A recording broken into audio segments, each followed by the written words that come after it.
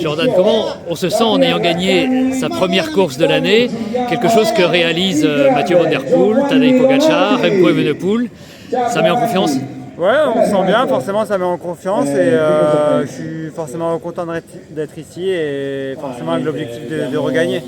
Alors ici, c'est un choix d'être au Tour de Turquie plutôt qu'à Liège-Bastogne-Liège. Pourquoi? Ouais, on a choisi d'être au Tour de Turquie avec l'équipe parce que j'ai pas couru de la saison, donc j'ai fait que 2 courses, donc c'était un choix de venir au Tour de Turquie pour faire une course à étape de 8 jours et enchaîner les kilomètres plutôt que faire Liège sur une journée, quoi. Donc surtout c'est la grosse différence. Et aussi ici, j'ai 2 arrivées au sommet où je pourrais aussi voir où je me situe, quoi.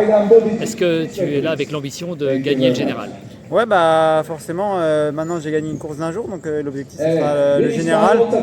Et forcément, le général va passer par les 2 étapes au sommet, donc si je peux gagner une étape, ça sera encore mieux. Mais ouais, l'objectif principal c'est le classement général.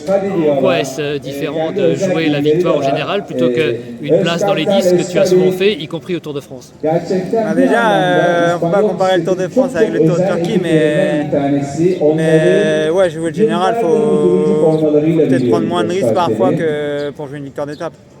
Comment est ton équipe sur ce Tour de Turquie? On a une super équipe avec aussi Jason Tesson et Lorenzo Manzin pour le sprint.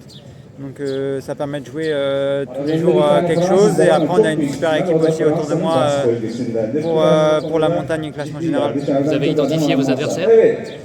Un petit peu, oui. Après, il n'y a pas forcément une grosse équipe avec un gros leader. C'est beaucoup d'adversaires. Donc, il faudra voir un peu à partir d'étape 3 où se situe tout le monde, quoi.